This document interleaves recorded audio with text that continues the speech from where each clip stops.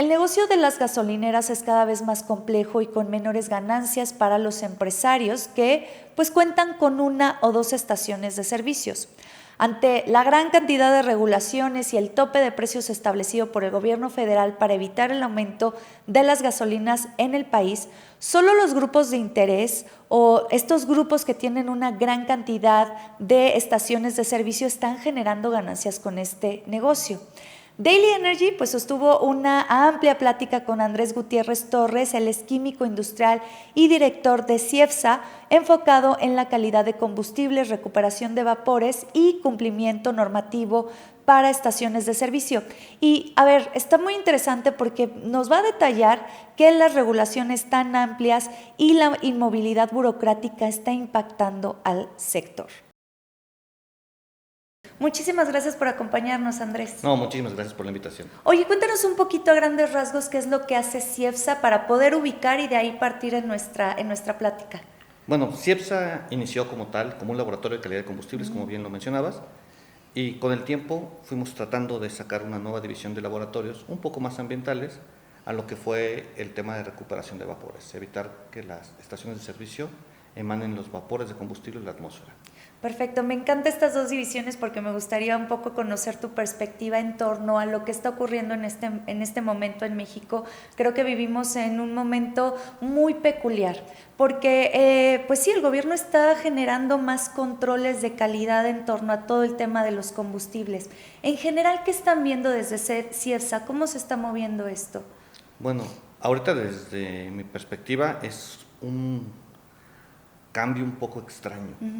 Porque vienen como nuevas obligaciones, nuevos cambios que se vienen a los tipos de combustibles que se están pensando que va a haber, nuevas pruebas que están pidiendo, nueva forma de control por parte del SAT, pero también al mismo tiempo la autoridad está muy lenta en el proceso de crear estos laboratorios que puedan hacer estas evaluaciones que ya están pidiendo hoy en día.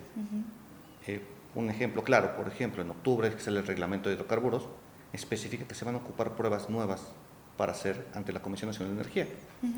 Pero la Comisión Nacional de Energía no ha emitido ninguna aprobación de ningún nuevo laboratorio con estos nuevos métodos que se están solicitando.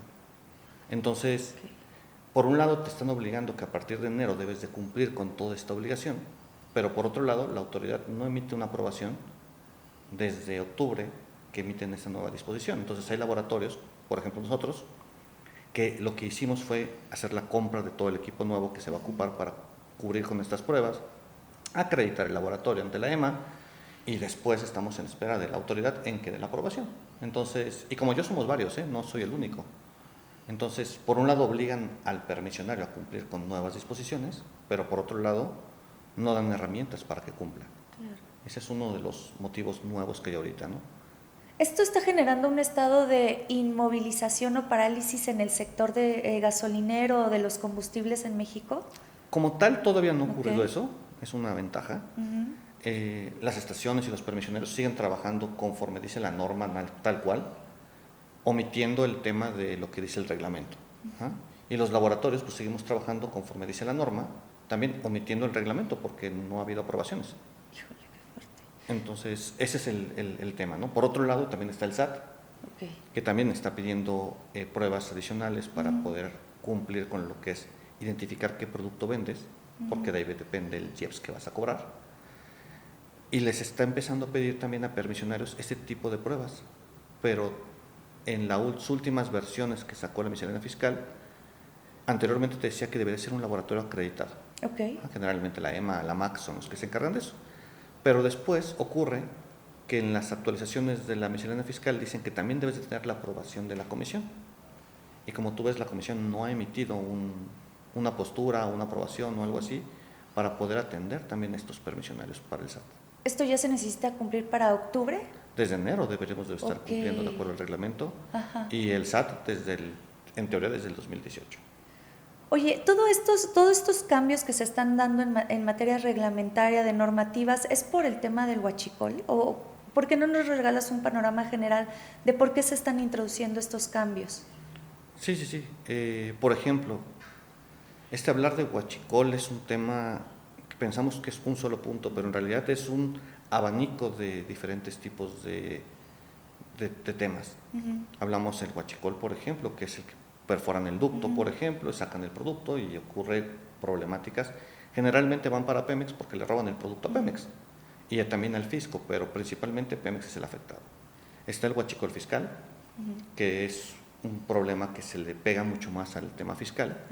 Es producto que pasa la frontera, cruza la frontera y entró con una arancel distinta. Sí. Entonces paga menos impuestos. Está, yo llamo el huachicol adulteración o huachicol por adulteración, que es aquel producto que se compra legalmente a través de un permisionario, pero en el trayecto sufre cambios este producto. Este producto, con las modificaciones que hubo por parte de la Comisión Nacional de Energía y el fortalecimiento de la Secretaría de Energía, hoy en día prácticamente lograron erradicarlo. Okay. Ese es un dato que es muy interesante. Honestamente yo nunca pensé que lo pudieran hacer, pero realmente lo han ido controlando muy bien. Un punto ahí para la modificación que hicieron. Después está el huachicol de carretera, que es que un camión llega, carga combustible en una estación, avanza un par de metros y se lo vende al crimen organizado, y después el crimen organizado adultera ese producto y se lo vuelve a vender a los camiones, y pues ahí los destrozos en las carreteras. O sea, son muchos tipos de hablar de huachicol. ¿Estas medidas vienen por temas de huachicol? Sí, en su gran mayoría. El hecho tú de poder monitorear por parte del SAT qué vendes y cuánto vendes, pues te permite saber si vendiste 100,000 litros de producto, debo de pagar el impuesto de 100,000 litros de producto. Pero, ¿qué producto vendí? Los hidrocarburos, los petrolíferos tienen diferente impuesto. Entonces, por ejemplo, si vendiste 100,000 litros, pero ¿qué fue? Magna Premium Diesel. Cada uno tiene un IEPS distinto. Entonces, es importante identificar cuál es el producto que tú estás vendiendo para saber cuál es el impuesto que se va a cobrar. Ese por temas del SAT, para temas recaudatorios. Para el tema de la comisión, pues a ellos sí les interesa tener un control de que el producto que se venda obviamente sea lícito, obviamente que cumpla con una calidad mínima que se marca en la norma 016, y al mismo tiempo tener un control de que no esté siendo adulterado o tener problemas en ese tipo. Y por otras dependencias, como podría ser Profeco o la misma población en general, pues un combustible adulterado podría afectar también su patrimonio, porque podrían dañar hasta su propio automóvil. Entonces, a las Comisiones Nacionales de Energía lo que le interesa precisamente es monitorear los tres aspectos: el que el producto sea lícito, el que el producto esté de manera legal en la estación, que no vaya a haber afectaciones y que la calidad sea la adecuada. Y con todos estos cambios que están introduciendo, esta parálisis un poco que mencionas que se está dando por parte del SAT y otras autoridades energéticas, ¿cuál sería el llamado por parte de un experto y especialista en este sector como tú? ¿Y qué es lo que estás viendo hacia adelante? Yo creo que las medidas que se están tomando no son del todo malas. Sin embargo, creo que el orden de implementación es el que afecta mucho el cumplimiento de estas disposiciones. Por ejemplo, el SAT te pide, como hablando de una estación de servicio, que la estación de servicio cumpla con todo lo que maneja el anexo 21, 22 y 23 de la miscelánea fiscal. El claro ejemplo, les piden pruebas de calidad de combustibles. En la misma miscelánea hay un apartado que dice que si el producto no es de producción o no es de importación directa, estás exento a hacer esas pruebas. Sin embargo, ha habido escritos que les piden a los permisionarios que tienen que entregar esa información.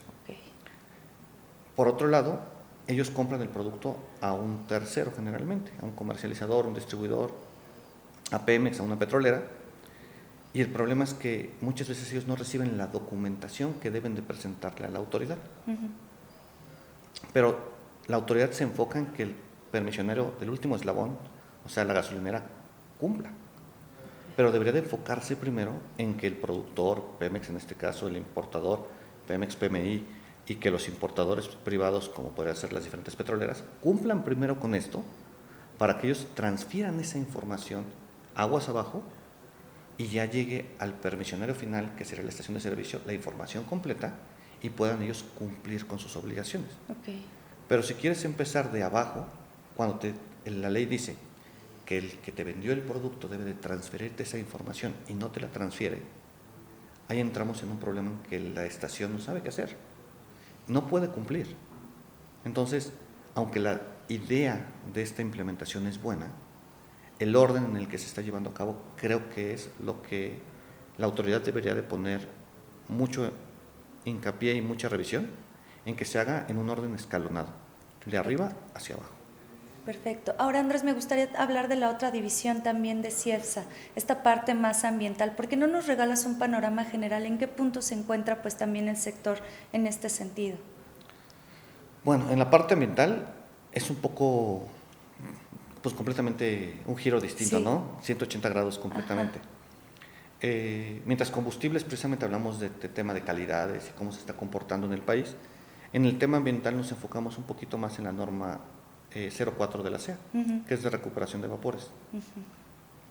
Entonces, esta norma lo que quiere evitar es que las emisiones evaporativas de los combustibles, o sea, los vapores de gasolina, salgan a la atmósfera. Ok. Entonces, la norma obliga a que las estaciones de servicio instalen equipos que contengan esos vapores. Pueden ser equipos que los contengan en el tanque, o equipos que esos vapores los procesen en otro producto, o bueno, no otro producto, no, sino otro producto puede ser, que sea menos dañino para la atmósfera. Un ejemplo puede ser un quemador, que los vapores de combustible, antes de salir a la atmósfera por una presión en el tanque, se quemen y lo que tú desprendas sean pues, gases de combustión, que son menos dañinos que el vapor de gasolina. ¿Por qué el vapor de gasolina es dañino en ciudades grandes? Porque estos salen a la atmósfera y cuando están en presencia de la luz ultravioleta del sol, por eso en las épocas de mucho calor o de mucha incidencia solar hay contingencias. Ajá. Esos vapores salen, les da el impacto de la luz ultravioleta y generan ozono. Y cuando tú ves las contingencias siempre son contingencias por ozono. Entonces, esta norma lo que quiere evitar es que esos vapores salgan. Entonces, ya sea o quemarlos, en algunos casos que los vapores los condenses, como si fuera un refrigerador en el que se enfrían y se vuelven a gotear y regresan al tanque, o en algunos casos que se filtren, que los vapores de gasolina no salgan de la estación, pero que el aire que lograron obtener a través del despacho sí salga de la estación de servicio, que eso no contamina. Entonces son las tres formas que las estaciones tienen para hacerlo. ¿Y esto es obligatorio para todas las estaciones en el país? ¿O? No para todas. Es obligatorio para Ciudad de México y áreas metropolitanas, Guadalajara y áreas metropolitanas, zonas fronterizas, Monterrey y áreas metropolitanas.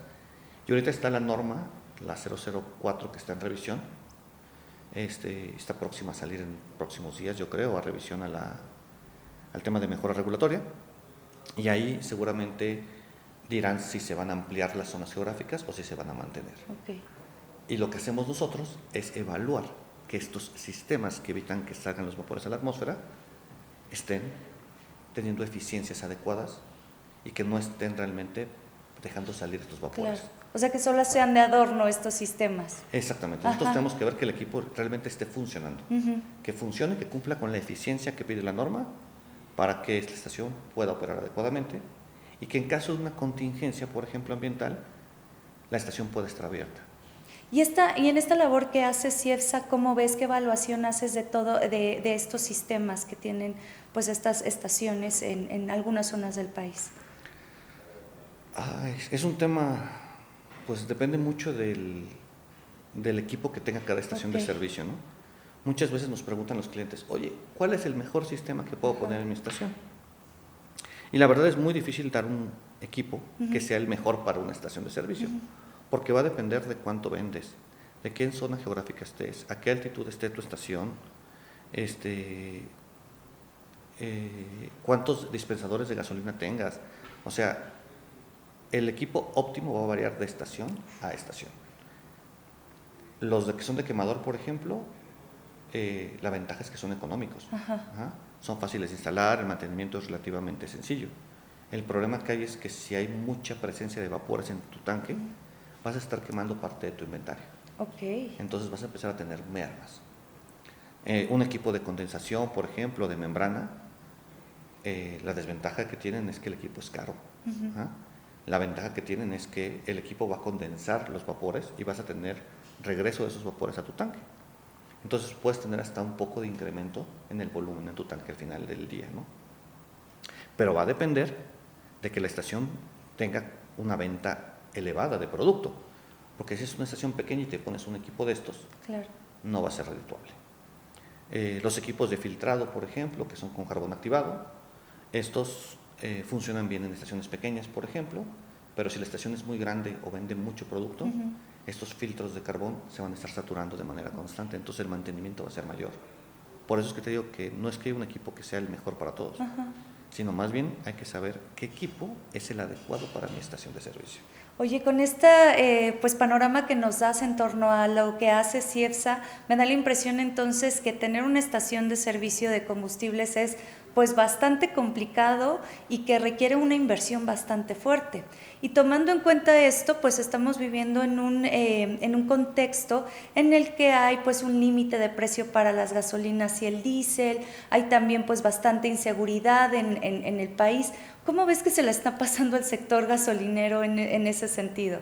No, muy amargo. Ok. O sea, realmente, anteriormente todavía actualmente, una persona común y corriente que no se dedica a esto, piensa que la gasolinera es el mejor negocio de la vida. Un dineral. Ajá. Sí, claro, si tu gasolinera está por decir un dato, sobre Reforma, Insurgentes, pues claro, esa estación va a vender muchos litros. Entonces, los costos operativos, los costos de mantenimiento, los costos normativos, pues serán una fracción pequeña de los gastos, del ingreso total que llega a la estación. Pero imagínate una estación que esté en un pequeño pueblo, ¿ah?, en el que tengas 2.000, 2.500 habitantes y que pues no hay mucho movimiento y que lo que más tiene son motos o cosas por el estilo. Entonces esas estaciones venden poquito. ¿Ah? Y la utilidad de una estación de servicio no va tan directamente relacionado al precio, que sí impacta. Va directamente relacionado al volumen de venta de una estación de servicio. Si las estaciones de servicio tienen más de 100 regulaciones que cumplir hoy en día, tienen que estar cubriendo con los sueldos de los empleados, tienen que estar cubriendo con los seguros, con la nueva normatividad que llega. También decirlo, con proveedores que muchas veces los engañan y que les venden algo que realmente ni siquiera ocupan. Entonces el gasto de una estación de servicio es muy elevado. Y controlando o fijándoles el precio, eso hace que todavía ellos estén un poco más estrangulados. Entonces, hoy en día tener una estación de servicio fuera de una ciudad o con una estación de servicio que venda poco, pues yo creo que hoy ya no es muy buen negocio. Por eso es que los grupos de marcas, o no propiamente marcas, los grupos gasolineros o los grupos de interés cada vez crecen en el número de estaciones. Porque una persona que tiene una estación, pues le cuesta muy caro. Sí, ya no es negocio. Pero un grupo que tiene ya 10 estaciones, pues puede prorratear el costo de la operatividad entre 10 estaciones, de su personal entre 10 estaciones, de la parte normativa entre 10 estaciones. Ahora, no te digo grupos que tengan 300, 400 estaciones. Realmente pueden jugar muchísimo más con los costos. Entonces, hoy en día, el gasolinero promedio, que es de una base de familia que tiene una gasolinera por mucho tiempo, está pasando momentos difíciles. Claro. ¿Y eso puede impactar en algún momento en la distribución de gasolina en el país? Sí, claro. Imagínate la estación que decíamos en un momento, que se encuentra en un pueblito que alimenta a 2.500 personas, pero los demás pueblitos aledaños también van a esa estación. Pero pues esa estación deja de vender o ya no tiene la utilidad que requiere, el costo es muy caro, cierra. Toda esa gente de ahí, ¿ahora dónde va? Pues tendrá que moverse más kilómetros a buscar otra estación de servicio o en su defecto caer en el crimen organizado, que le compran a gente que vende producto que no tiene permisos. Perfecto. Andrés Gutiérrez, director general de CIEFSA, de verdad nos diste un panorama bien interesante y que aunque creo que es técnico, tú lo bajaste muy bien para que todo el mundo lo podamos entender. Muchísimas gracias por acompañarnos en el Daily. No, muchísimas gracias a ustedes por la invitación. ¿Te gustaría agregar algo que tal vez yo no te pregunté y que sea importante mencionar? Pues el que realmente estén revisando los permisionarios, que sus proveedores realmente cumplan con la normatividad. Hay veces que se van por lo barato y muchas veces lo barato no cumple con el 100% de la normatividad y resulta siendo más costoso. Perfecto. Pues muchísimas gracias por estar en el Daily Energy. Este es tu espacio y ojalá podamos platicar más seguido. Pues qué entrevista tan interesante tuvimos con Andrés. La verdad es que a mí me encanta que vengan los especialistas aquí al Daily Energy, pues para platicar de los temas que están impactando al sector, y aunque yo sé que puede parecer un tema muy técnico, creo que pues nos ayudó a entenderlo mucho mejor. No me voy sin antes pues preguntarles si ya descargaron su nueva edición de Petróleo y Energía, en esta ocasión Mentes de la Transición Energética 2026. Yo he tenido, por ejemplo, la oportunidad de platicar con Isabel Studer e incluso escucharla en conferencias, y wow, los datos, la información que maneja. Así que ya saben, la próxima semana vamos a tener aquí a quienes participaron en esta edición de Petróleo y Energía, pues para platicar un poquito más del contenido, pero mientras vayan descargándola, ya saben, a través de nuestro portal Petróleo y Energía o a través de ISU. También en nuestras redes sociales pueden por ahí encontrar algo, y pues para la próxima semana poder platicar. Si tienen alguna duda, pues escribirla, y ya saben que seamos una comunidad preocupada por el sector energético. Yo soy María Fernanda Navarro, muchas gracias por acompañarme este jueves 20 de agosto. Nos vemos mañana con el último Daily de la semana. Las opiniones expresadas en este podcast no son responsabilidad exclusiva de los participantes y no reflejan necesariamente la postura editorial de Petróleo y Energía ni de PQ Media Group. ¿Hasta dónde se dirige la transición energética de México? 5 líderes, 5 perspectivas. Una conversación estratégica sobre las decisiones que están definiendo el presente y el futuro de la energía en nuestro país. Marco Vera, GE Vernova. Isabel Studer, Sostenibilidad Global. Adalberto García, AES México. Gabriel Monroy, Invenergy México. Sofía Tamayo, Quino Energía. Participan como nuestros editores invitados. Conoce su visión y experiencia en Mentes de la Transición Energética 2026, la edición 162 de Petróleo y Energía. Edición impresa y digital ya disponible. Escucha nuestros programas completos con análisis y conversaciones junto a los líderes del sector energético, cuando quieras y desde donde estés. Petróleo y Energía, ahora también disponible en Spotify.